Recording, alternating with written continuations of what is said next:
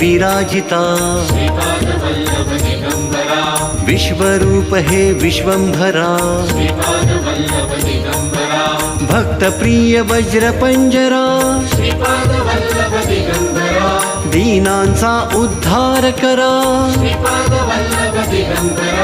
दत्तात्रया अवतारा श्रीपाद नरसिंहवरा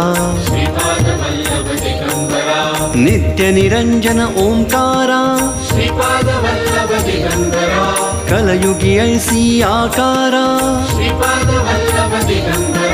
जन्म घेशी तू पिठापुरा